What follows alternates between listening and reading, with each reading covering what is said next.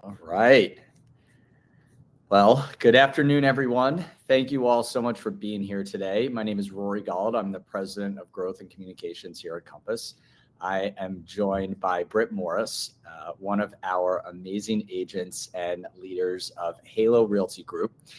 We are really excited today to be having this conversation, which is a very special and specific conversation specifically for brokerage owners, leaders who are thinking differently about profit, brand, and the future. As broker owners, you are all faced with a different set of opportunities and challenges than those that just run a team or are individual agents. And so we wanted to bring together a number of people who could learn more about what it means to run a great business as a broker owner, particularly from someone here at Compass who has done it incredibly well. Now, Britt, to give a little background on him, and he's very humble, so it's better if I say it, is one of the best broker owner leaders in the country.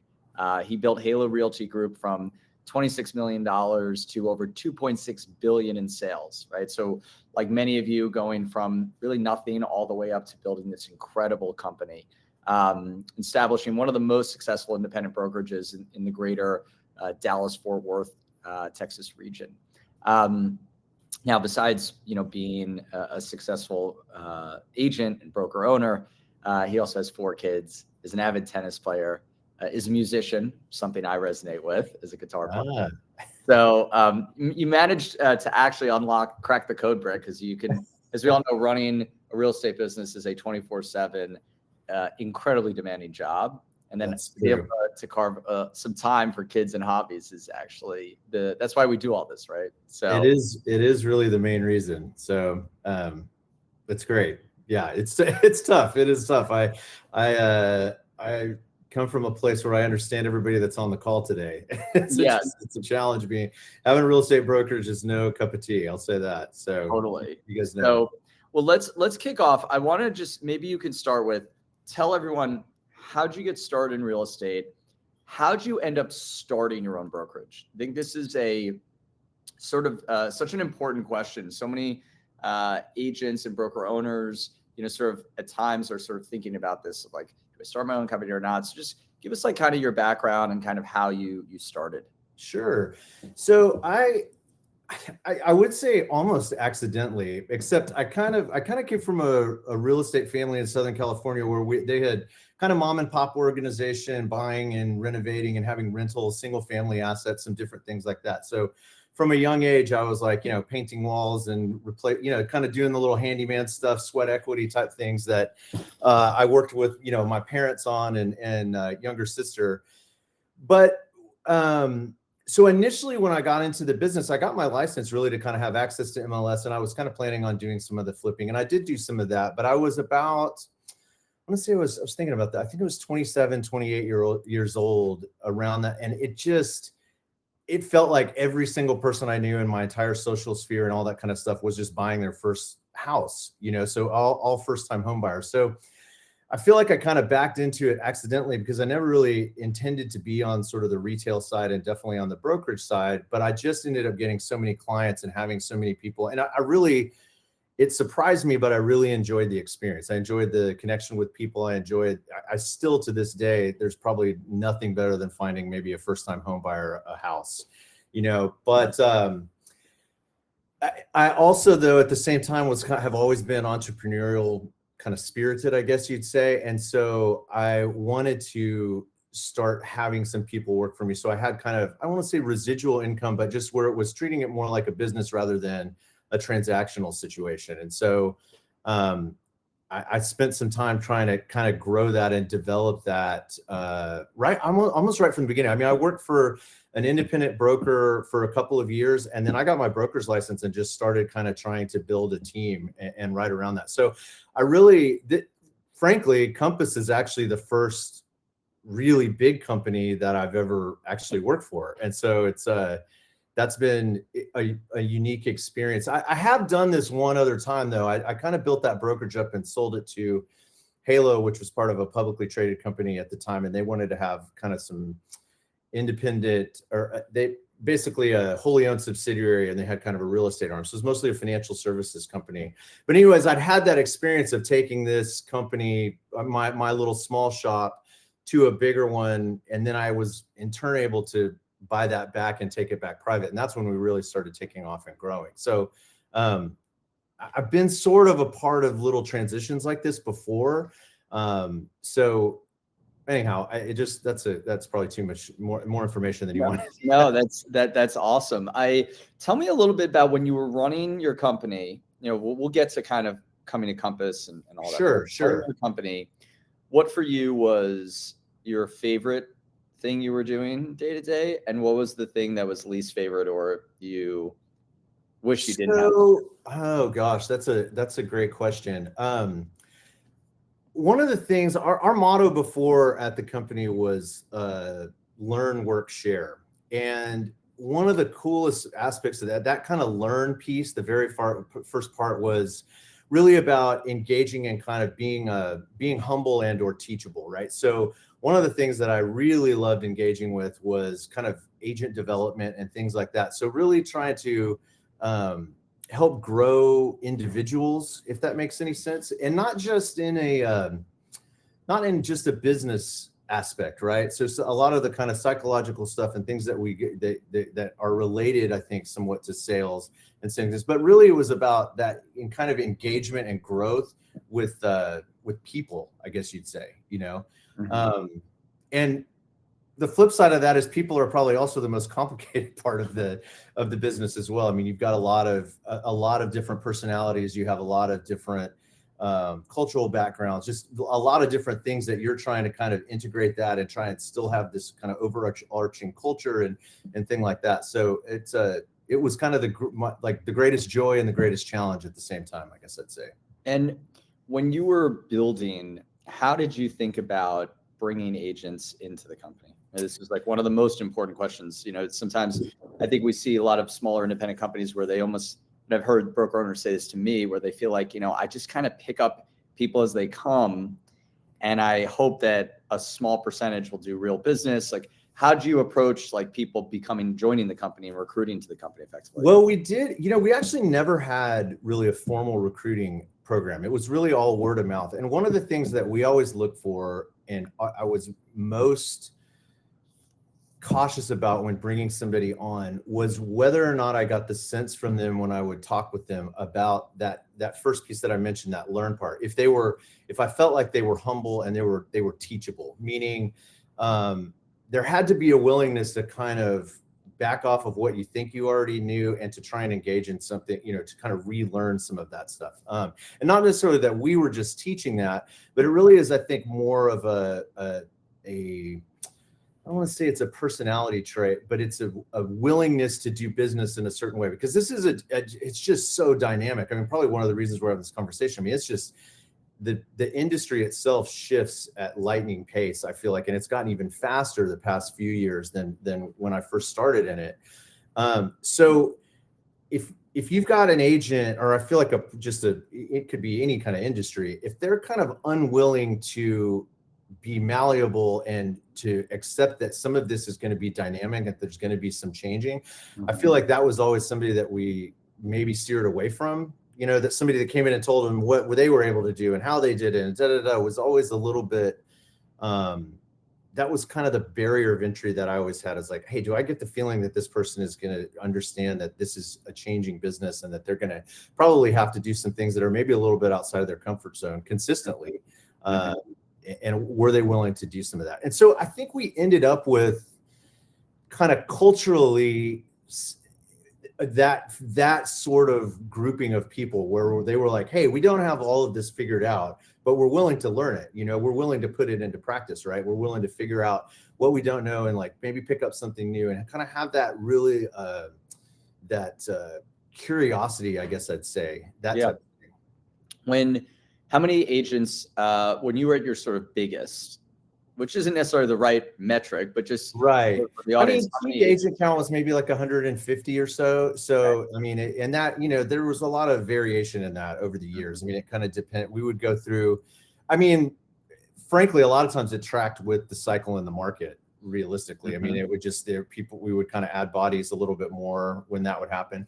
And, and we also had, there's a lot of natural attrition, I think, in the market. And then, there are a lot of the offerings at different places were changing, so we were always trying to kind of meet where is this industry going and how are we kind of fitting into this? Yeah. Well, let's talk about that. So you've got your company, you're doing well, and something at some point clearly had you maybe internally say, all right, you know what, maybe I want to look at different opportunities out there. What kind of got you to a place where you were willing to, I guess, talk to us and say, you know what, maybe I should look at other opportunities or other avenues? Yeah, well, I'd say fundamentally, I kind of felt the, you feeling the ground moving beneath your feet kind of thing. I felt like there were some really dynamic changes happening in the marketplace. Now, some of that was maybe brought on, I mean, some of the commission lawsuits or whatever, I mean, it kind of gets you thinking. I mean, realistically, we'd get offers pretty consistently to either join, purchase outright, different things like that. I had actually just gotten done with sort of vetting an offer from another company that wasn't Compass. And so I'd kind of had all my metrics in order. And I'd sort of been in that process, and it wasn't the right fit. I mean, I just thought, hey, this is not going to work. And Jessica Buono, who's so great, that's who ended up starting the dialogue with me. If I could actually be candid, I had kind of gone through that process, and then I really sort of wanted a peek under the hood at I loved the Compass brand. I mean, it's got such an incredible reputation here in DFW. I mean, I know nationwide and all that as well, but I just have had a lot of great experiences working with agents over the years here in town. And I've been to so many of these meetings where, somebody comes in, they're like, oh, this is the thing we've got, this is whatever. And it really was just, most of the time, what I felt like was just sort of repurposed, maybe on a bigger scale, like what we had. So it's just like, acquisitions of third-party vendors providing some type of a, software solution or technology piece or something along those lines. So I was curious, and I wanted to do the meeting to kind of get a look under the hood and just see. I really expected more of the same, nothing probably really different with this brokerage than any of the many others that I've had kind of meetings like that about. And I was astonished, to tell you the truth. I was not, and not just really because of the technology aspect, because probably a lot of the people on this call will note that technology is really, it does not solve all your problems. I mean, it's really just a tool and a resource. And frankly, I mean, I think a lot of times brokers, we think, hey, there's this one all-in-one thing that's whatever going to solve these things, whatever that we're going to do with our business. And everything is going to be great if I just had this one thing. And, what I found over the years is no matter how well something really worked, you really had a disconnect between what that product did and its adoption rate. So basically being actually integrated, and really it was most of the time, I feel like the systems were designed by programmers, right? So, and I don't know too many real estate agents or brokers that are kind of like, it's like a programming mind, It's not, I mean, it's most are really, gregarious and engaging and like social people and things like that. And so, putting somebody down with a system that may do a million things that doesn't necessarily solve any problems or they don't want to use it, right? And what I noticed is it wasn't just the technology, but it was really that there was this everything that I saw was very clearly created with the end in mind. And what I mean by that is that I feel like delicate balance between like what an agent's type personality and what their adoption is going to be, and then that also being connected with the experience that the end user, i.e. the client, is going to have, right? You got to have something that works and has this sort of thing that makes sense to the agent, so they're actually going to use it, and then connected with, okay, what is that going to elevate the experience that the client's going to have on the back end? And it didn't take me very long to look through when I saw all these different solutions that you had, and it was just an easy recognition where, hey, it's almost like somebody had done what I've been sort of trying to do my whole career, if that makes Well, sense. you mentioned adoption. You found that you'd buy, so this is the right way to think of it, you'd buy software or technology, give it to your agents, but then the usage of it wasn't. Oh yeah, no. Yeah. Biggest disconnect is a technology piece, and then actually and that's, I think, what's different, that these are tools that I think they really fundamentally were designed with that agent user in mind, not necessarily just, I mean, with them having, and I don't know, I mean, nobody's ever actually told me that, but that's the impression that I get, that it feels like that's, every piece of software that we've ever built has been built with agents at the center of it, literally actually helping to build it, like sitting there next to our technology team and saying, this should go here, that button should go there, like as intimately involved as you can be. And that's ultimately how you build the right stuff, because the people who are going to use it are the ones who are informing it. What have you found? Just one more point on this technology front. So you came to Compass, obviously the technology was amazing and clearly a big unlock. What were some of the cost savings you were able to achieve via that? I'm assuming obviously you didn't have to then pay for third parties. Oh yeah. I mean, you can line out like a P&L and just, you line through. There are so many expenses. I mean, especially if you got a small broker shop like myself, I mean, we paid for everything. I mean, everything that we had was just, it instantly went from an expense to, this is a profit center right there. Right. So, I mean, there are so many redundant technologies, like, I mean, DocuSign, just your CRM stuff, Canva. I mean, there are just so many different little technology pieces that are there. But the thing that I love, it's not technology is, I don't want to harp too much on it because I don't think that it solves all problems, but the main difference that I see with all of this stuff is it allows for start to finish, like the experience that a client has with you.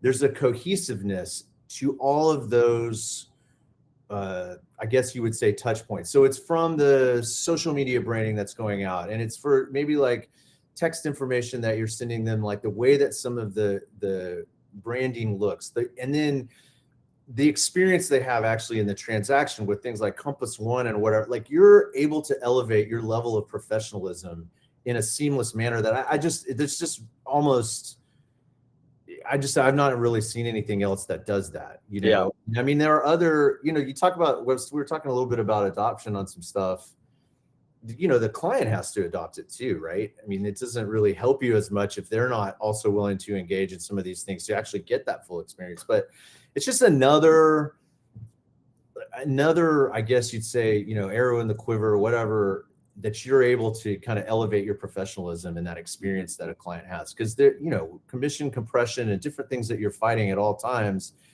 you've got to be able to differentiate yourself in that manner. Totally. Well, you mentioned building software, for the client, right? Like, a lot of what we have focused on over the last year is building technology that agents can use with their clients, right? So, I always say a client's never going to say, like, wow, Britt, I'm so excited you have a great CRM. Exactly. I'm really happy you're organized, right? Yeah, they're great. Because they don't see it, they don't touch it, right? But something like Compass One, which is the dashboard for all of our buyers and sellers to use alongside our agents, they're going to see it, they're going to use it, they're going to benefit from it. And then internally, that will actually drive agents to want to use it more because their clients are seeing value. Yeah. And I found it's actually a way to fight back and push back on those that try to push agents to charge less than they're worth. Right. You can actually give them something they can touch and feel and see all the work that you're doing.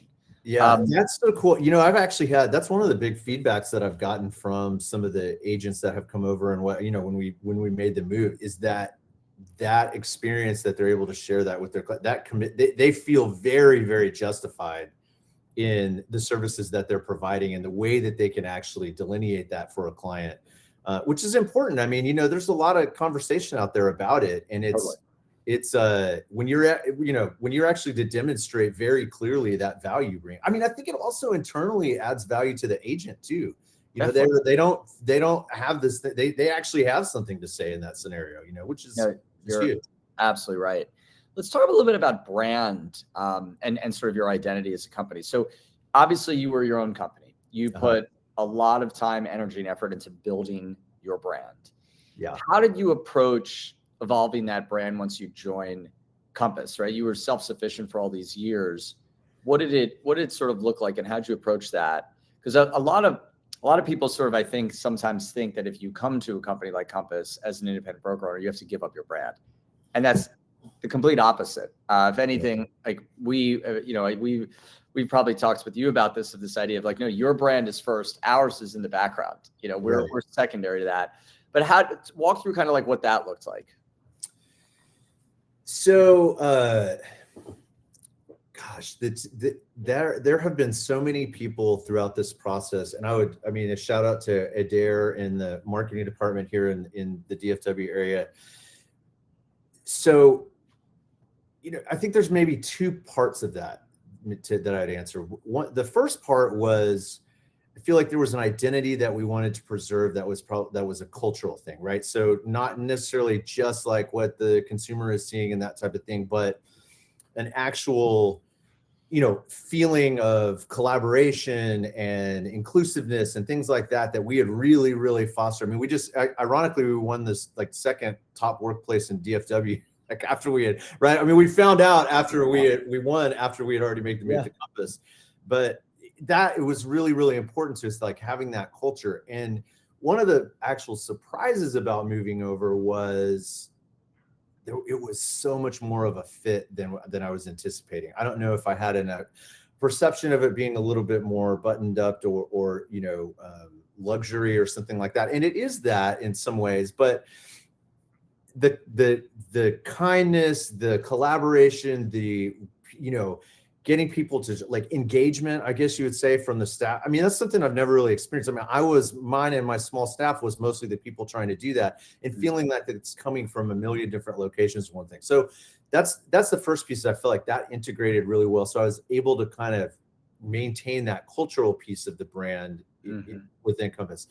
Now, on the kind of forward-facing consumer side, they did so many things to help. I mean, I think the word she used was Compassify, maybe some of our marketing materials and some different things like that, where you've got, and Compass has just such a clean, and I mean, it's just the marketing pieces are just so crisp and professional and a lot of that.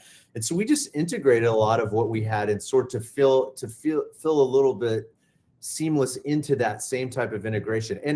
And that's important to me, because I think what most really, I believe what most human beings experience, they experience things on a subconscious level. Like they may not be able to articulate exactly why they feel something or why they, sometimes you walk to a place like, oh, this place feels homey, or, oh, the store, it felt like they were very engaging, blah, blah, blah, that kind of thing. Like you get this feeling and you don't know exactly what it is.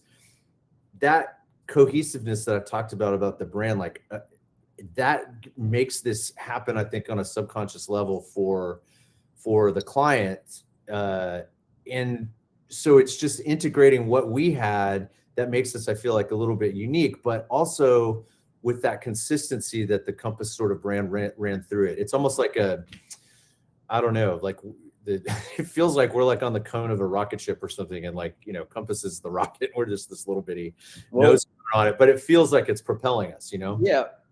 So talk a little bit more about that, because I think, and feel free for those of you, if you want to ask questions, drop them in the chat. We're going to get to them towards the end, but please ask any that you have.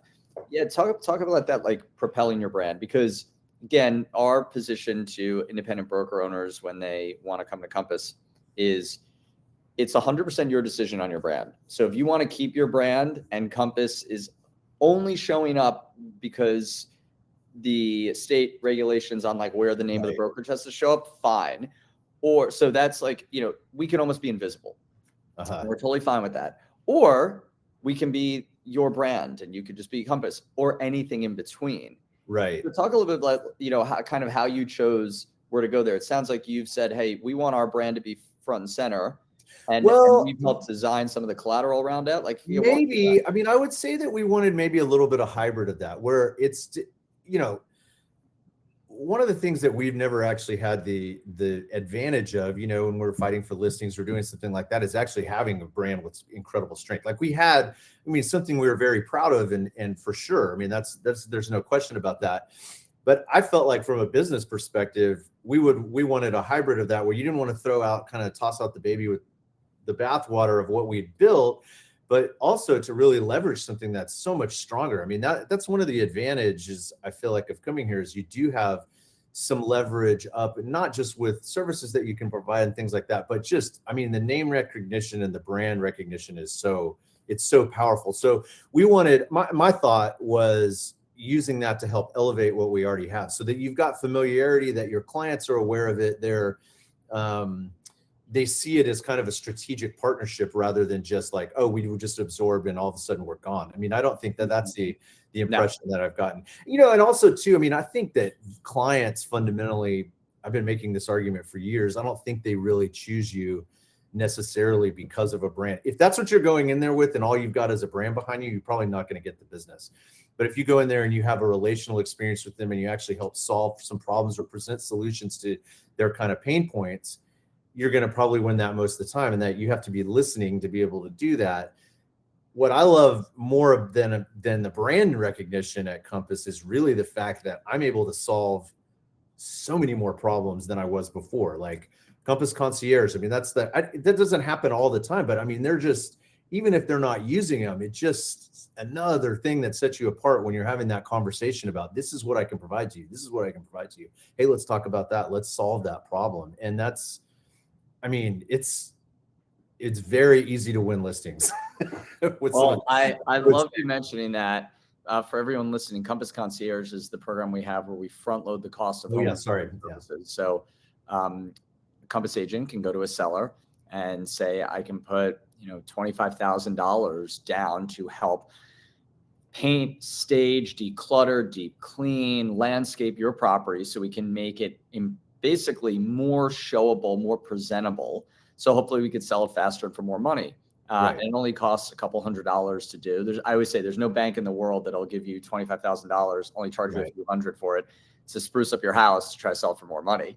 But as you mentioned, it's a great tool to win listings. But I always tell people, as you said, share it with people, even if they don't use it or need it, because it just shows that you think differently. Yeah. Right? I've spoken to clients in listing presentations multiple times where I've talked about concierge, just to let them, and most of the time they'll say, oh, wow, that's really cool. You guys do that? And it just creates some distinction there. Yeah, exactly. Yeah. It's not everybody's going to use it. I mean, it's really a way to separate yourself from somebody else that they're having a conversation with. Well, now let's talk about sort of part of brand, I think, is also identity. And there's a lot, when I talk to broker owners, sometimes I feel like, one, they sometimes worry they're going to lose their brand. That's obviously not the case. Mm-hmm. Second, sometimes I think they feel like they're going to lose their identity as an entrepreneur. How has it been coming to a company where you are not the sole owner of the entire entity? The interesting thing in our business is you're still actually your own boss. Right. But walk me through kind of what that was like and what that journey was like for you. So I'll say that I told Pooja this before when we were talking about doing this. But my kids think it's hilarious now, because I mentioned, I was like, oh, hey, I got to go meet with my boss, and they think it is hilarious. They've never known me to have a boss. They're like, what? You have this thing, and they crack up. They think it's so funny. But it's difficult for me to really quantify, and I think that I'm speaking to probably most of the brokerage owners that are on here.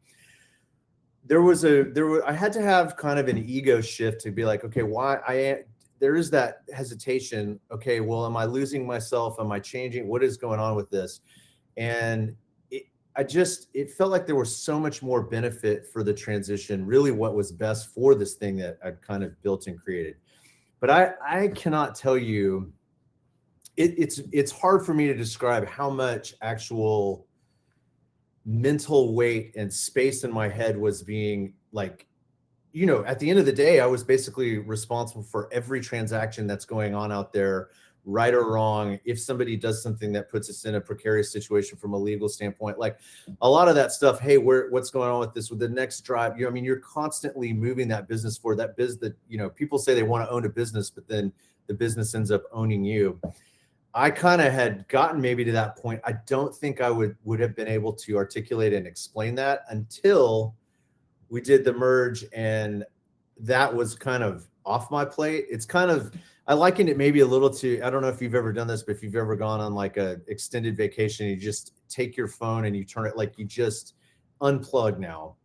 Mm-hmm. And it took a minute to get there, but I didn't realize how much weight I was carrying with all of that business being in the background. And so one of the most freeing things I've had, it feels like you're part of a bigger company now, but to me, it affords me so much more freedom to be present when I'm with my family, to actually, when we go to dinner, we're going to dinner, and I'm not, we still are in the real estate business. So there's, things can go south on that, but the weight of management and keeping up the business and that type of thing, because you have to wear so many hats. I mean, you're not, you could be, you're recruiting, you're maybe dealing with clients, you're dealing with, transactional issues, you're kind of working on your marketing. There are so many things that you're doing. And even if you are able to have staff that helps out with some of that, it's a different level of engagement with your brain that offered a lot more. And I really wasn't expecting that, to tell you the truth. I wasn't looking specifically for that. That has just been an incredible, probably, if I had to say, probably the best benefit. I was just going to ask, right, isn't that in some ways the best benefit, right? It's the only thing that matters. Right, exactly. And look, I often will talk to broker owners where I'll say, you could, as an independent broker owner, choose to have more time for your family, for your life, for your hobbies, but it usually means that you have to make less, because then you can't do as much, which is a terrible trade-off to have to make. Yeah. The great thing here is, by you coming here, you've been able to free up more time, spend that time present with your family, with your kids, but your income has stayed strong and is growing. Yeah, actually is probably going to be substantially better. The way that everything's tracking, which is kind of shocking. It's crazy. It really is like, it was kind of a no-brainer in some ways. It's challenging to get there, because you do leave, you feel like you're leaving a lot of yourself, maybe, because if you're even having this conversation, you've probably invested who knows how much time and energy getting there. I know what it takes to run a brokerage, and it's a beating. It can be. It can be. There's so much at stake, and a lot of times, people talk about commissions and things like that, but when you talk about what your actual liability exposure is to what's out there, and if you start thinking about that, and you do it as long as I've been doing it, and you start really, it starts to create, it starts renting some space in your head that's large. Yeah, so. I always say to agents, you don't want to do what I do. Don't do it. You can have a lot more fun, make a lot more money selling real estate and running your team. But I'm really happy to hear you say that was an unlock for you, because look, it's the best part of all the things that I would say. The way that some of this, like the leverage that I've gotten with some of the time back and just free space and presence with those that mean the most to me. You can't put a dollar amount on that, right? Yeah, it is a thing we often talk about for broker owners, and how you don't have to lose your identity. The things that you can lose are expenses and wasted time. Let's talk a little bit about the agents in your team, right? When you were sort of running your company independently, and then since you've been at Compass, what has agent retention been like for you? How do you retain your top performing agents? And is it different now that you're at Compass, with the technology and the services? Like, how do you approach that? Because that's obviously a challenge in running your own brand, is how do you retain your talent? Yeah, retention and whatever. So one of the things that I've found over the years that was really a staple was that performers, and I would say, top producers, performers, or use the word performers. They intrinsically want to be around other top performers. Like the people who are doing that kind of top 10% of the business, they are looking always for like that next place where they can kind of, not necessarily next place for home, but next place to elevate their business, right? And so candidly, over the years, I would get people up almost to a level of, I mean, they were top performers, and I noticed this, it always kind of, when they started to hit that like kind of 10 million a year in annual sales, they were like, okay, now where can I level this up? Like they were like, okay, I'm at 10. I've worked really hard to do this with this kind of smaller independent. Where can I go to kind of take that to the next level? And so I would lose performers to come. I mean, and sometimes even I'm in Dallas, so there's a couple other boutique, like kind of Highland Park brokerages, which we would occasionally lose people to. But the point is, they want something that's going to, they need an elevated experience and an elevated opportunity. And so we've had everybody that came over is still here. So I've not really lost that. I don't know if you were asking about retention since coming over, or if you were just talking in general. Just in general. And do you think it's easier now being at Compass? Oh yeah. Well, and the other thing is too, is the transition kind of took a lot out of, there were so many moving parts, like moving it over and getting I just kind of pulled back a little bit aside from this small kind of internal team that I wanted to run. Those are people that I kind of had worked with or collaborated. And I do quite a bit of commercial stuff too. So some of those that did that. But now, it's now kind of looking, okay, how do I want to sort of build and grow some of that? And you're able to kind of cherry pick some of these performers that you're not, at least for me, not necessarily hand holding or doing. You're really there to help augment their business, to like kind of collaborate and grow together. So what was it like when you went to your agents to tell them you were coming to Compass? And what would you say? Would you say they'd share similar feedback that you've shared of them loving the experience? I think so. I mean, so what I would say, it's such a, I don't think, even though change is a constant in our lives, I don't think anybody loves it and just cannot, they're like, oh, awesome. You're doing what? I mean, I don't know that there was a lot of,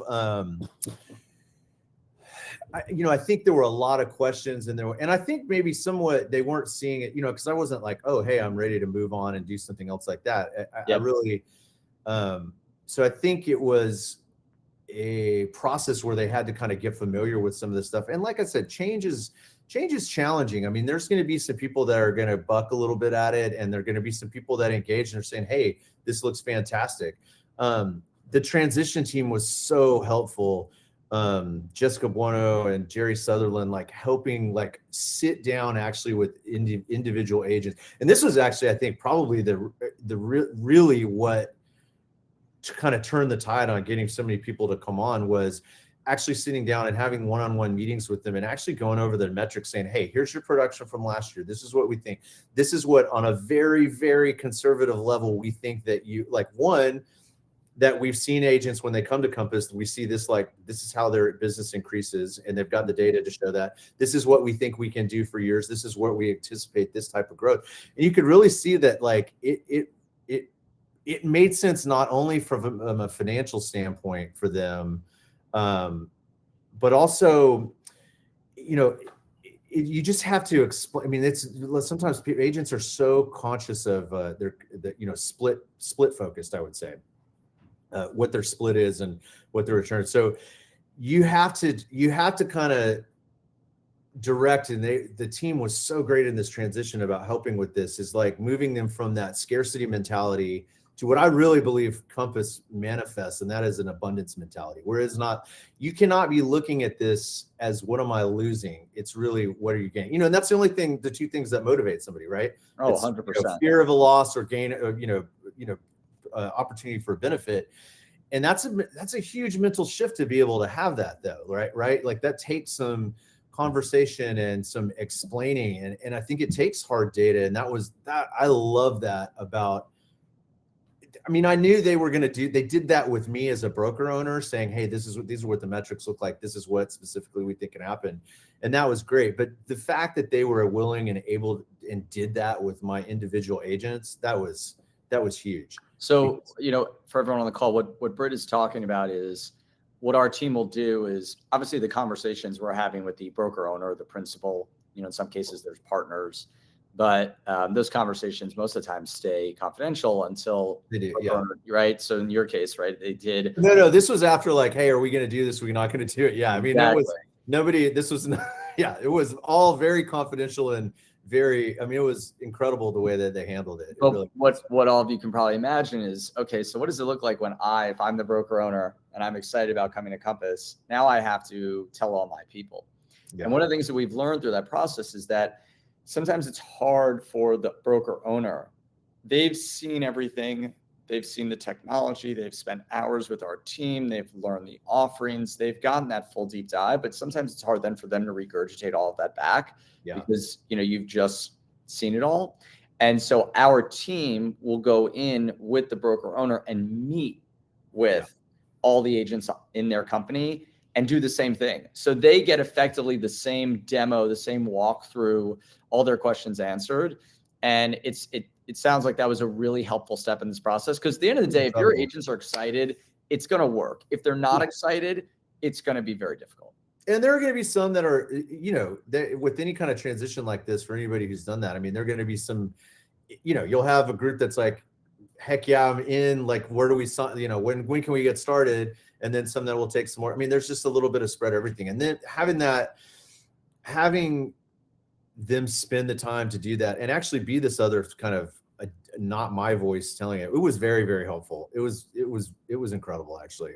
That's great. I'm really happy to hear that. It's something we put a lot of focus and energy into. Yeah, no, it's a challenge. I mean, it's an emotional experience for everybody, too.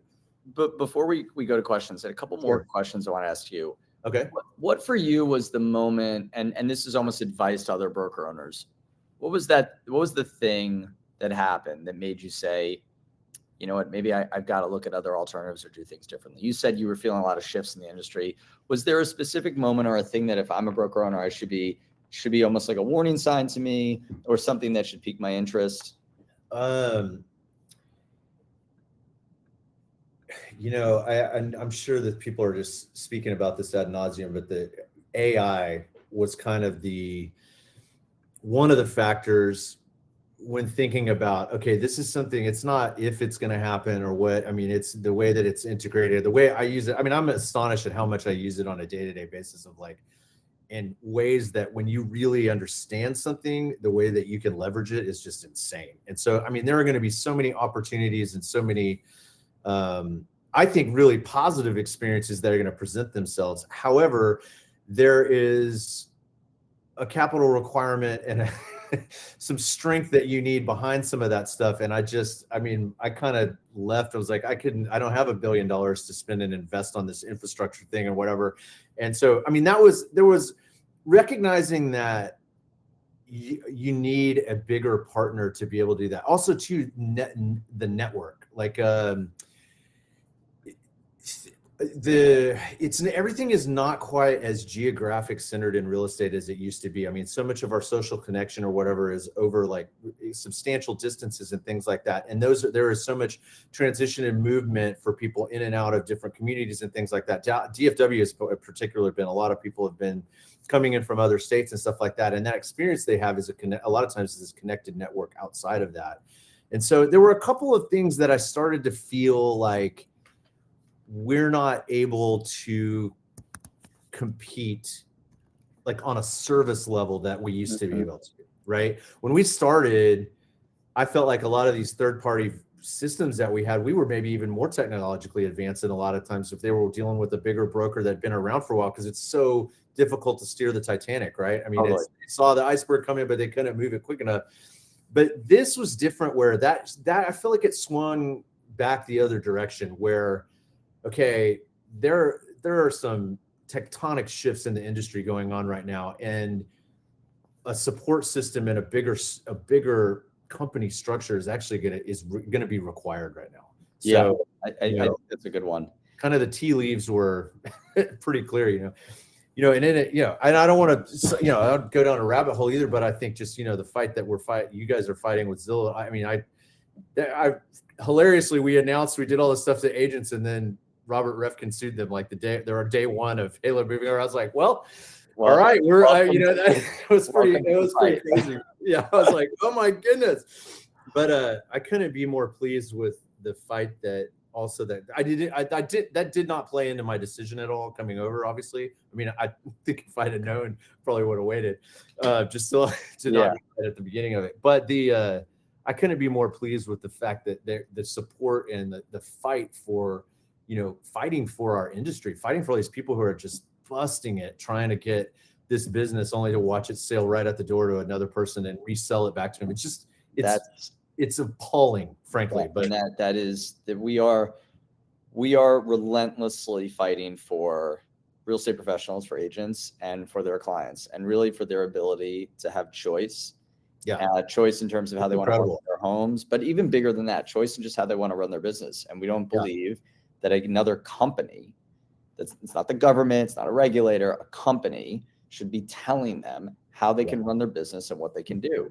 And so that's a fight that we are going to keep fighting. And as you mentioned, it benefits all agents. The things that Compass is advocating for are not only things that benefit Compass, they benefit any agent, anyone who's selling real estate in this country. Absolutely. So I'm happy that's resonated with you. As you sort of, I didn't mean to interrupt, but since I do so much of do a decent amount of commercial real estate as well, like the commercial side of this business has been so much better about like kind of controlling their data and some of that stuff instead of passing along. And so it's interesting. I've kind of seen how both aspects, like how it kind of works on both sides. And it's just, I mean, I'm so proud of what y'all are doing. I really am. I mean, because it's not easy. I mean, it's not an easy fight for sure, but it is really like it fundamentally is just it makes me feel valued as an agent and somebody who is really engaged to try and create these relationships over so many years to have them kind of under assault. It feels nice to feel like somebody's got your back. So anyway, that's an aside, a bonus. Things like that are what give us the energy to do it. So we got a couple questions here. I'm going to run through them. So questions around commission structure. So look, obviously when you're running your own business, you're not paying a split to anyone because you're the owner. Yeah. So in coming to Compass, obviously it's a traditional structure where there's a split and that sort of thing. How'd you navigate that with your agents? Did their economics change? And if so, what was that process like and how'd you navigate it? I think that yes, so their economics would change. However, one of the things that I think was really important to explain to them and I don't necessarily explain, to help engage with them to understand is that, it is the economics are a little bit different in the split structure. However, you really need to look at what kind of growth you're going to see on top of that. So it's not, again, don't think about what you're losing, but think about what you're gaining. And I think it's funny, but it's almost like the brokerage has to do sort of a little commission defense with the agents, right?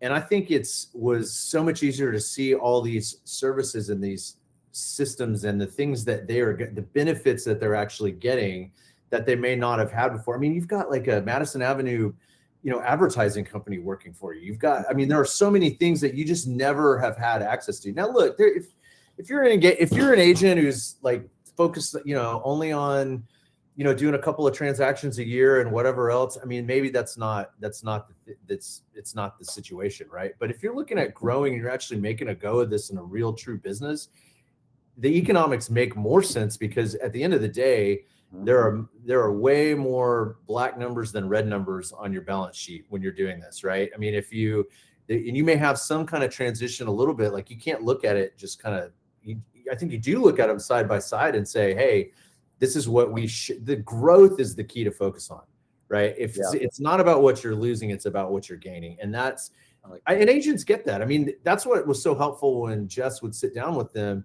is showing them the numbers. Like, this is what you did. Here's proven what you're going to be able to do here. And I mean, some of that requires them engagement and getting involved and stuff like that. But if they're going to do that anyways, they're going to make it here. And the other thing, everything is so sticky. The systems and the tools here, I don't know. I mean, it's going to be very difficult. If I wanted to leave tomorrow, I would be like, it would be difficult for me to run like without the app and without some of the stuff and like, having this engagement with the clients where I've got the full tour and just some of these tools. And I'm doing this now too, just because I want to know what that's like for my agents. Right. Yeah. Of So course. anyway, yeah. Well, so one of the questions ties to that was, talk a little about technology. You talked about stickiness, the adoption rate now since coming to Compass. I'm assuming the use of technology for your team now has gone up. What were some tricks, or the question was, any tricks in how you encourage and facilitate the adoption of our tech? Okay, yeah. I think one of the things that is important is checking in a lot with them. The coolest thing is there's so many. Okay, how do I want to say that?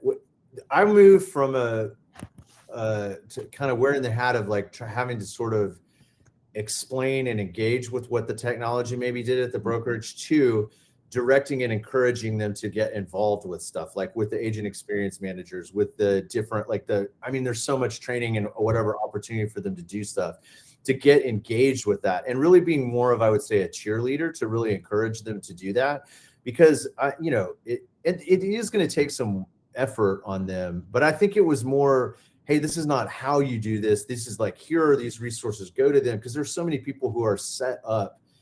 I mean, to me, it just felt like having this staff that I wished I'd always had. If that made, that you can't afford, right? Like you can't, you just can't, it's that chicken and egg thing. You're like, well, I don't know that I could charge a split like this because I don't have these things, but it's very justified with all those resources. So being able to just point them in the right direction, more as a cheerleader, because you've got the resources here to deal with it, right? Yeah. There's an individual that's able to immediately answer that question.